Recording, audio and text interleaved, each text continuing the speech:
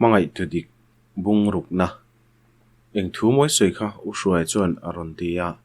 min du thui soi khan iti mai tura ka nga ya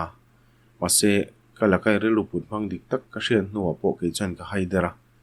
ka du cheti ka hre thiam har lu tu kani tuna chuan bian lu tha taki nei to sia nat ka hlau lutuk na lama nangma hi ka chan pha ta che ni hi ka o po chu chuak hlei theilawa ka in su thlop to a u hruai chuan engma soilawa min en renga wang chuan ka rel ru na zuala ilaka kalawam to thin dan zong zong awang khan min ngai dam don nia chuan ibial lu nen khan hlim taka inom ka be sei ke chumin ngai to du su nat na hi keima le keima ka in pek ti ka hria ka pom thlap bok ka dem lo che nia i hlim ka du bera ka rel ru put mang dik tak hi hria la ka du wangin ka ko che a i du choni theng hil thei bokang namang thale ka mual pho tam ma chuan ka ti ya in lama ka in herol chuan ka bana lo ka ya kanin si lama chuan min kalpui har dor tor bok ni chinai thu soi kha ati lai chuan ka soi to kha ka du che ti hi min hriat sak la ka du wang ania tuna chuan bial lui nei to ati boi chek ka du lo ka rel ru put mang min hriat sak la ka du wang chawania ka lo ti khala bial nu ati supa dora poi ron kalpui kha inin zui lai voi khat mai po ni lo ka hmuwa waina po han ka hmu cheuhlom inin me lutuk kati zui borbora voin khan ke pon ka hmu chelom chuan thil hriat soli nei nin ka hria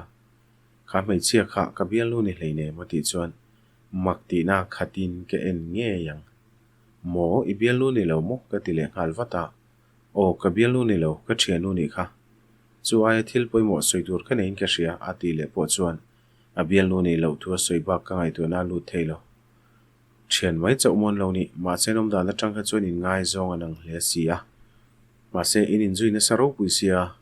dora poi ron kalpuya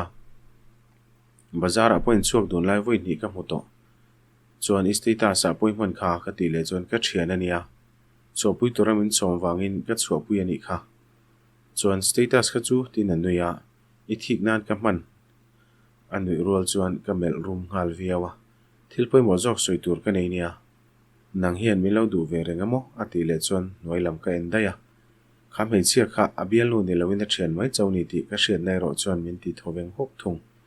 ni chinai thu soi khan soi non le te tin ka mai bula chuan zoi te na ron phuna ka soi tamem kha kan bo ro kin thak dang lam thu da wang chuan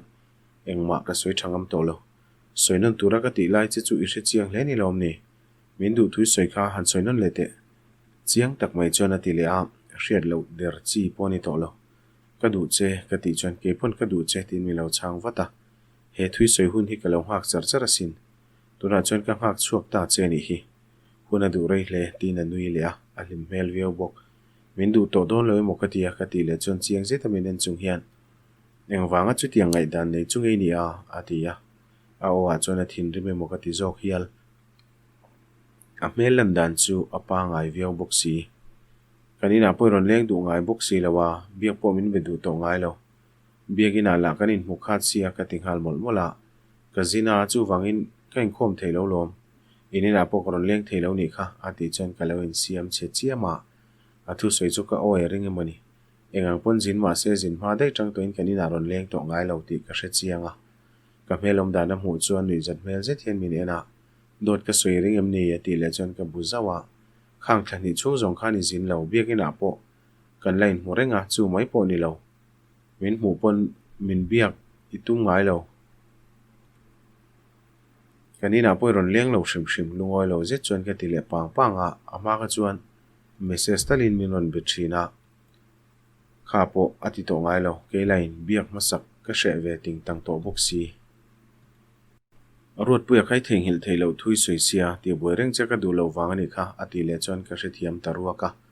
kema wang bokani le ta ushuai ka ti chuan rot puya theng hil thei ngai don lo ti soi wang khan ke chuan ti boi chun jom zel che ka du lo wa ri looking bai ta ka turin ka du lo che ni khang hun chung khan in ron kal lo tora ka in sum na sat thin je hre thiam phalawang ti in min en wanga ke in ka ngai em lai le leng tora ka du em lai khan kan in ron leng lo turin na lo in sum ve chang thunga chu po ka thu soi wang vek khalo ni in chiang zok in engem khalo soi ni la chuan ke mani kan in ti shom ton lo mai turania i lo len hun ka lo hak reng thin zo ka lom ma se iron len ngai to lo chu thu san kanin mu pon min bia ki tum ngai si lawa shom ka ti thei zia chu ka ti zui le a min bia ki tum thin bik si lawa a soi zo ro chuan biak dan tur che ka hrelo lom bial lui nei anga ka nga ya ilaka ka lo om to thin dan zong zong nen ka bingam lo che lom ka ti hun lai shom ka ti thin zia ka ngai tu le ta ka tra chuak le ngal chok mai ka ti palani e tap to su le kha email chevek donia nui chunga ti chuan isuale mai ti na oma chuan ka lo chu ma atlai to sia kal to mai ro ngoi renga kan din ta ka chuan ka ti ya ol sam takin min hoti ritumomo athu soyom zia shelo zet chuan ke na nui chungin ka hmuya ron fo pa ka thin chu phunghal dup dup mai chan po chang le lo chuan min tiang ang chuan ka lo om to pa ain lak ran hu po chuan ka lam meng phok ren voi khat kanin fo na ni wange ka zak viau mai le ngal e voi khat na ni lo ti ka shenia ma se karin ai ni zeilo ati le lek phei chuan ka zak zual hle a soi chu adik ngei bokang urot puinen hun rei tak chung kanin kopa engemo chu kan ti ve thin ma se u hruai hi chu dang bik lat urot puela ka kha chuan za le za mem ka nei ngai lo ma se u hruai hi chu abula kom rengot point ka za mem mai chu ni sia min chang le ve to ro chan po ka chan le ma chuan minon fop zui le ka thiam angang chuan ka lo chang le ve a kan du tho zol sau bok rei ro min fop lo thung pona kanoma zan lai ni to ma se mi in min hutut theitlat engma soilo in min en renga wang chuan ka lai chele viau to a kan din na la hi thim ma se kan mel chu chiang vak loin kan in mu theya enge min en renga ka ti chuan i mel thalu tu ka atte rengota ka lu to donia tin ka kal son vat lo ni chuan lai lu tu ko wangin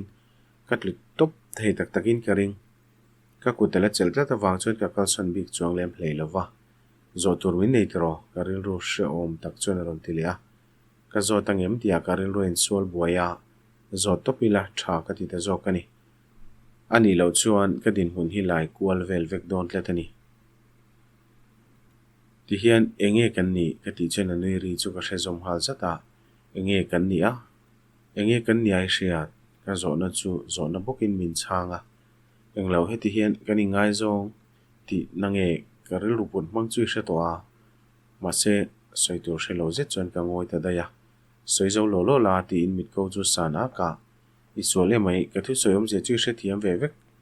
min chang thamai la I bial lu ni tura min du lo chon soitlang lo lo ro ka ti maka kun re tak chung ka bial lu ni theinan ka beya ka ngak bok chia eng wange ka bial lu ni chu ka du lo wang ka bial lu ni a ke I bial pa a chiang em ka thin lung chu lo ma wangin a phule dup dup to kan ring hal var var mi padang in hai vak ka du lo nia chin to kom ti shela nau pangang mai min thel chuan ka lom te chiam lo ka shia mi pa ka nei vak ki shenga em ni ka ti chuan shelowe ati le maya e po ka thik thu chiania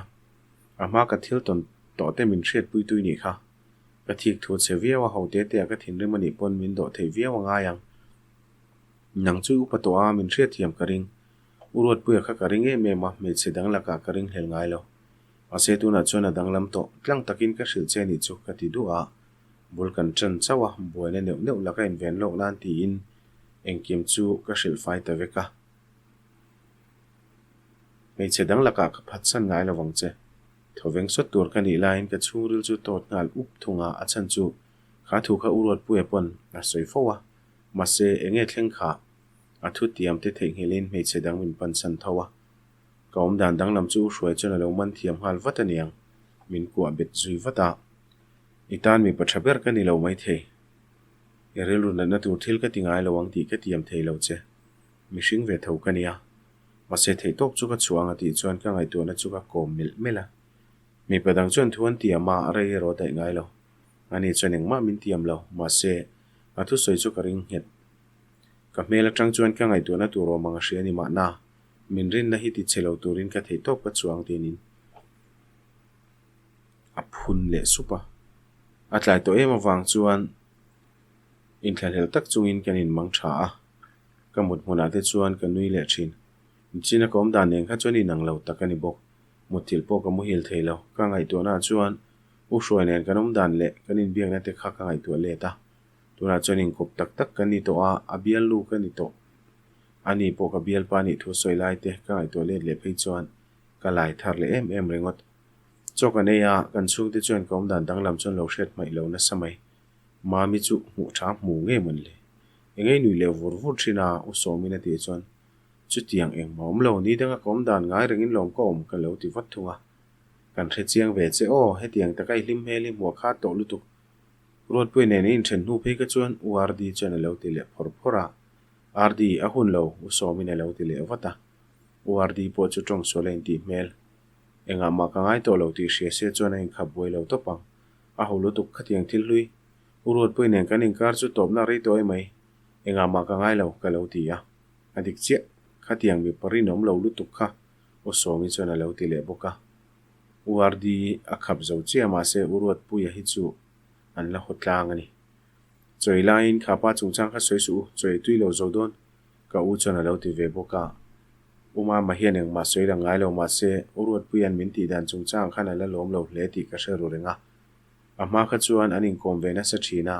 tunai ro biak chu soi lo ka u hian biak ta ngel po tu ngai lo poi po ka ti shan lo khop mai dora te choni dang ang lo takin kan nui var renga uma sia mi te pon mak min ti mel takin meron en le thin ti po ka sia engma min zo lo wang chon u hruai ne kan chan chin po ka hril du lem lova a morning bulero ka soi to thung ani po phur ve khop mai chuna chon u hruai an meron ko la ka chang wata I boyem a o ka ngai thak rual chuan ni zana thil thleng kha ka ngai to chu ka lai le pek viau boilewe nang dorai oma mi nui var chung hen ka tia nia bu ro lo thlenga kan buai ri khop mai I man huna meron thil do nia ka lo lamang che midang chu ni se ka hnia le nge yang a se tu na chen ka bial pa ni to a minron lam don thu a soi ro chuan ban vat ka chak to hle ni kanin biak zo chuan uma se mi te thutna lam ka va hoya dingin en milo en karti ka mu rol chuan ka in siam thang hal vat yom dana vadang ve nang hi thilo mom deuh hre ti nei mi voin chu inui vur reng mai ka om dana chuan ka tilang lu tuk poni ma na chu tiang eng mam lo ka tho fu dewa ka lo ti vata customer an ron lu ta ka chuan zo na dang min zo to big lo ka chung ten he nang ma ka la soi lo bok ne ka chung te hret ma chu tu ma hril ka tum to lem lo a moni chu ka thien tha em em ani boka tu na ri chuan a moni hriat hi ka du tok ri viau ani dor kan khar ma deuh chuan u hruai hne na message in kanin khar trep to thu ka vathona a local ngal thu meron thon let vata u hruai chu ron thleng fu chat khop mai u hruai na ron lam don wang che heni mo in khar khai lo chak em em ni dingin ati chuan ani lo ka lo ti vata ka chang rang viau min van chang rang em ve ka thi soi kha dik ti na ni mo ati zui le a henu han ngal dan la hi in heom uma siam ding hi hruai ho vat teu uma se mi bula chuan ka ti tangota nia kan ti boi rei mai meng cheu kan kalange dingi bok chuan ati lea han soi le mai tur ka hriat lo wang chuan an kalson lai chu ka en tarenga lo chuang la u hruai na ron ti ta ka chuan a lam chu ka hoi vata milo en ve renga lai deuh tak chung chuan a bai ka chuan ka chuanga eril tram em thil kan ei don em ni motor a tam bok nen aron aw deuh ti ti a tram than lo choi hnai mai don sia ei lo po pui ka ti lo tin ka lo changa ma se ma zok aril tram thu thei ti ka ngai to le nu no voin khan an boi thu te kha soi sia thila la ei lo po ni mai thei nang ma zok ril tram em a tram chuan thil ei po chu poi ka ti chuang lo nia kan ti le a tram than lo we iril tram karin wang mai mole ti le ta ka chuan engma ka soi to lo in kan thlen ma chuan ka din tir ta daya ma ka ti mel viau nga ti nge kan la thling si lawa asira ka vadin rol chuna lo tia solai so ni to thowa kein ka kalmayang ka ti chuan chal ti chur deuh chung hen minena enge ka ti chuan midang in kan in karan hriati hlawang mai ai oma atia a owa chuna lom mel vaklap chu tiang lamani lo ka chung te buleng ma kala soi lawa he tianga min hriat chuai ka du lo wangania pema ni nge in thatakin soi la ka du wang zok kanin thleng min thla la chuan midang in min hmunga tuna nga chuan eng kim ma phim kurangai thenom ten ka chu ten hena thil ni lo an soi ka du lo wang zok ania ti in ka soi fia engma a soi tak lo a chuan nuam ka ti ta chi lo I ka za pui wang che ni lo ni o soina hun kala nei lo wa ka ti le ngala ka hre thiam lo I soi chu dik zana karon lenga kan soi donia ati chuan mo na zanina mo ka tong ring ka ti le deuh si chuan ka hmui ka hup futa a ma deuh chu ni o zanina a ti le mi a iti dan ani mai ka ti tarengota ka zam veu thung dor lamain boi om bok sia le to mai ro ka ti le ta ka chuan min hne lo na le ta ke po kanin lam chu ka pan in ka thlen hma chuan dora ka kal koya thei thur engemaw chu ka leya ka pire le trep to a thei thur ka ei chak reu in chunga ka lu chuan midang ang lo takin ka u chu thuthleng a thua TV in chu ka hmu hala umam ilowa homa ve abula chuan ka thu hal voin chu choma bak na ka thok lowa I chawem dor lam tein boi veu lo mo ati chuan lu ka thinga tunai tak chu kan boi lo lai nia karin sal thei lo lu tuka a shom jok customer anom lo phei chuan ti turom lo ve bok sia ti in du da je chuan ka thua in sal reng thei ni hleinem nakina in line sal chur maya ka u chuan lo ti le a nia in sal reng thei ni miau hek lo le uma semi ponatia kanom ha dam ri ani mai tia lom ka ti chuan ka u chameron en zau ti ka sia uma semi hi idu ve tho bok sia malak te tum lo mi ka ti a dik tak chuan ka u hen engma soile ti la nei lo wang hian ke ma zok hi ka ro ha to eng tiam malak nge moi ti le ka thu soyom zela chu hre chiang ti ka hai si lo I hre reng kha uma semi ai tha chu mo to don lo nia mai lak wat lo chuan I chan ro pui ni mai tin pin dana chuan ka lut ta da ya in thlang ma sa ta lo chuan phone kan khoi le phota u shoi message alo om le reng to dora thlen to thu le zana chuan dar sari vela local tur tho lo soina nia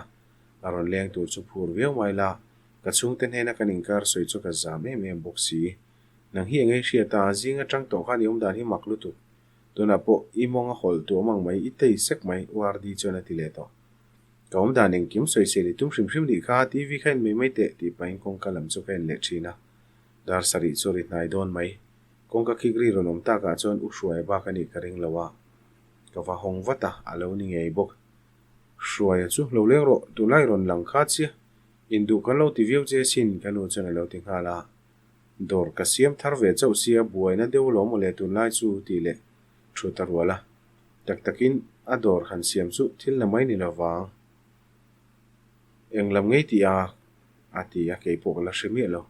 motor part vel zor ka tum ve a workshop nen ti kop ka tuma enge mo an do ni u hruai chana lo ti a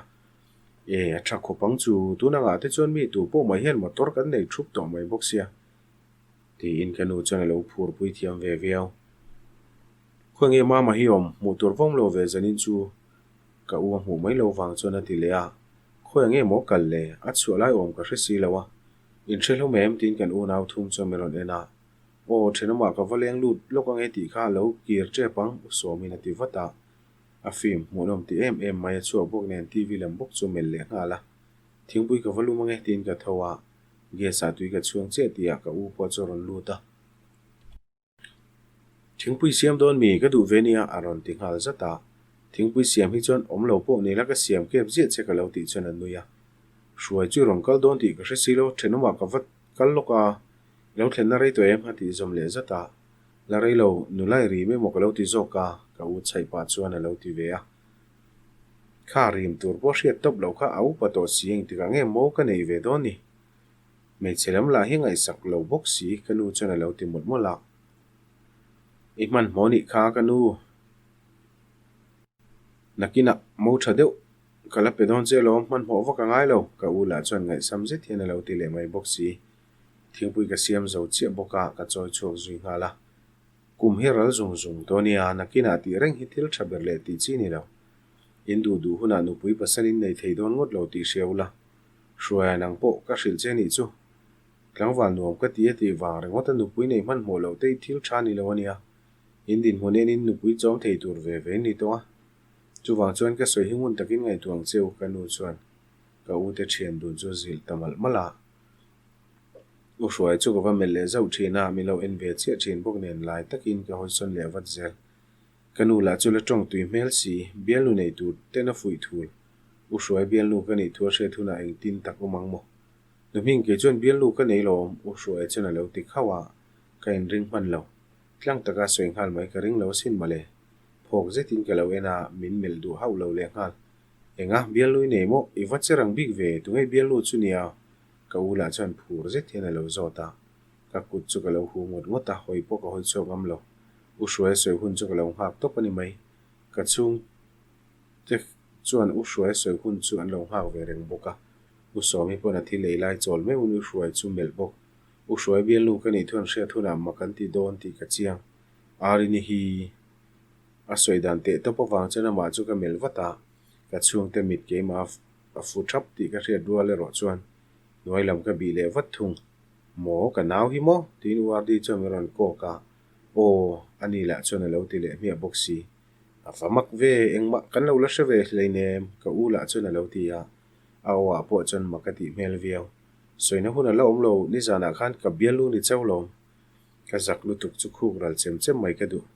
ka hre thiame chu wangani mo tukina po khan an lo nui le vur vur thin ni ivain zep thei ve a uardin miron nek pa chuan ati ya ka in zep poni lo in hriat wat hi ka lo ti ya min thong hle mai a nang ni pani ber kher chu ngai tu po lo ngai tu ngai hleine u somi po chuan lo ti ve boka a lo thleng ve tok ani mai ke po kain ring phan bik chung lo ka ti le ta ka chuan ka chung te chu za zet hin an nuya u shwe po bang bik lo anom dan atang chuan u shwe ne kan in zui chu rem ti lo anom po in alang lawa ka u tak po chu lom hel viau zokin ka hria chu chuan min ti thoveng sot u shwe ne kan chan chin ten han hriat nu chuan min chai le zau thina ka zak thei hle dar korik dona chuan ka chung te chu pindan laman lut bo ta veka ibula ka thu ve thei ta lom khai mai sen vekania u shwe na ti chuan ka biang chu kan khoi mota nangma wang vekani hi ka lo ti hala enge ke ma wang ani na yu te wang zo khani lo mi ati le chuan khatiang anga ma khani soi ka ring lo lom ase ka chung te nan theta boka ka tho huai mai ka ti zui le a rei ro leng lo mak pa interview ma saberna ni boka leng rei wak lo mayang ka va phenge a mel ka na a chaw ti soi lo ma se ka hre thiam viau ka dang boi du lem lo pon thleng chuan ka thla nak tu dorai ka dona miron thil donia ka thlang che ati chuan angai ker leinem I boi om sia bas pon ka kal thei tho lom ka lo ti ve pon ka bian lu thana te chuan hun ka nei ve lo ma lo ti mi a bian lu ti thu ma la lam ri ka piang hian ke ma eng mo tak che dot om thin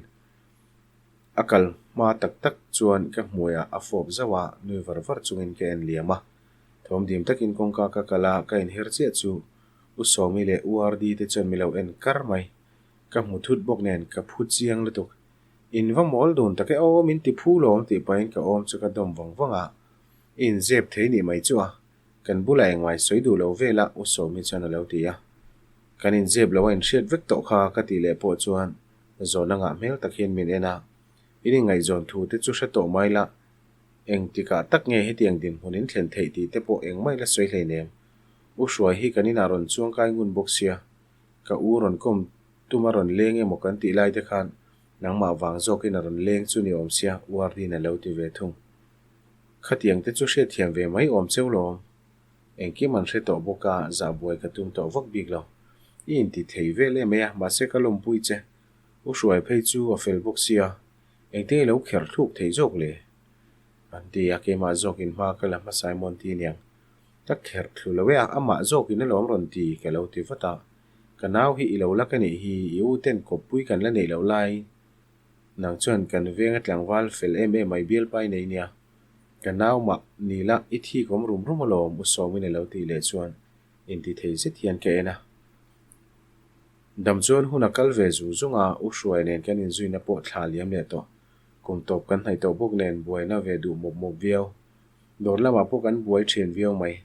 u hruai po ador hong thar nen a buai thin boka kanina po ron chuang kai kha tang reng viau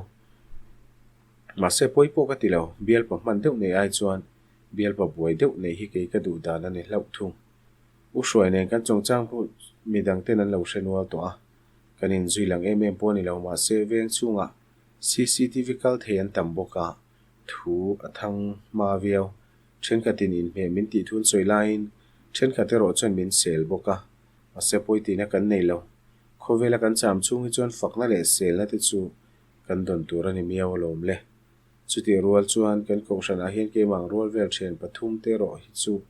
ka ti thei hau lo thung midang te chuan rukin kan chan chin an soya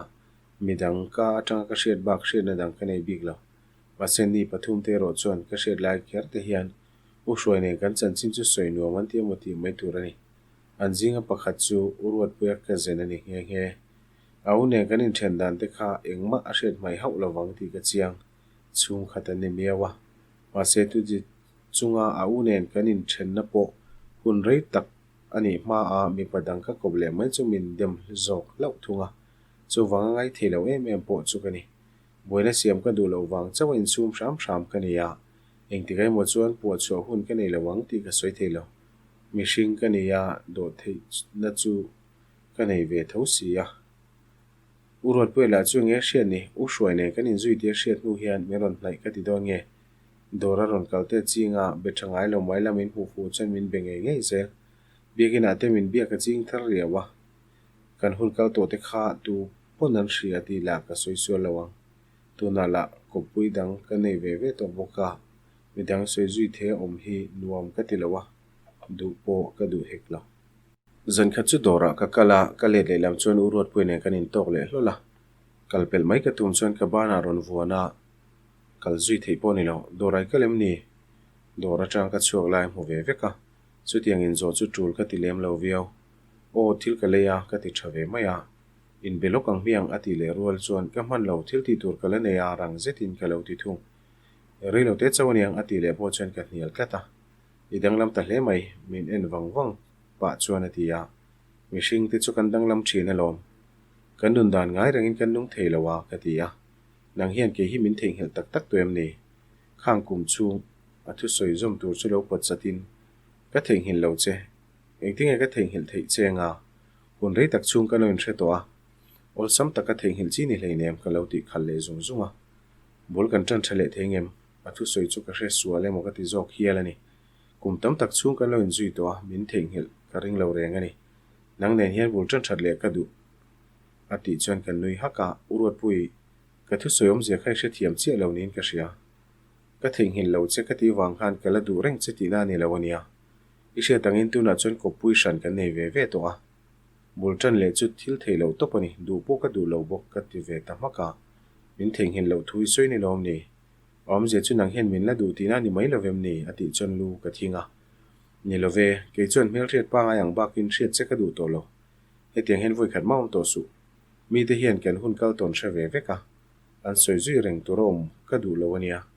nang ne na kan in kar top na chu rei to nang ne na bul tran le lam chu ka dam chung zong hian ka du le to lo bokang tu na kan nun man da nai ka lungoya ka hlim viau bok ka tia ka kal san hala thin rim na chuan ka chung ri la lua engtinge kha tiang thu khala soi ngam zok cheu chuni min zana chete ma nei lo zia ka chiang le zuala ani nen kan in kara to pa wang khan ka van nei zia ka hre thar on bok bialu nei reng lain bul tran puya min so mania mi pari nom lo lak lo hi chuan an nun dan an sim mai thei to lo tiami ten an soi thin hi alo dik nge yani don hi in chunga kalu ma chuan ka bana vuana min pother tu nom rol chuan aw khum bak mai ka tuma achan po urwat pu ba ka ni karin lo wangani ma se kami mo wang chuan ka top le hal chuta urwat pu ya ka ma chon do ne mo ka ti line u hruai zo ka mo wang chuan ka lom hle ya min meng fia tak me min enin inon leng don tiang ba min thil si lawa ka ti vata I vathin rim hel ve tu nge tilungoi lo chia aron tia chu tiang eng mom lo lutila ka ti ta ka chana bu hata in chung lama chuan kan in zui lut hala u hruaya ka chung ten an mu chuan lo bengal bora thingpui ka lum chung in ka unen a dor hon chung chang an soi du na dor hong tran tir ma ni se dor tun nei tam ve thin hle a rin phak bakin mi ten an hre chak bok u hruai chu mi zia dang reu hen ka hria ngai tu nei ti hriat takin kan pani chaw kanom nu po chuan angoi le vung thin engei ngai tu a ka ti ta topa ruat pui ne ni in belai kha ka mu chewa ati chuan angai tu ro mang chu ka hre thiam hal mai bok thil poimo kan soi lawania engang pun lo in zui na sa to mai la a hne na le tu na kha ka nei to lo ka ti vata alungoi lo wang ti ro ka hlau ru viau ka hrialom ka ring bok che atia ani yang mi pathalu tu khi ke hian ka phu chem ti ka ngai tu fo thin ani alak lo e mai khami china hang ka da don bung thar kai don chia a si na hi in thlak thina parak graph khat fel lek zo po thena khamo alai thin ti khan minute som thom chu kan tlin ani mai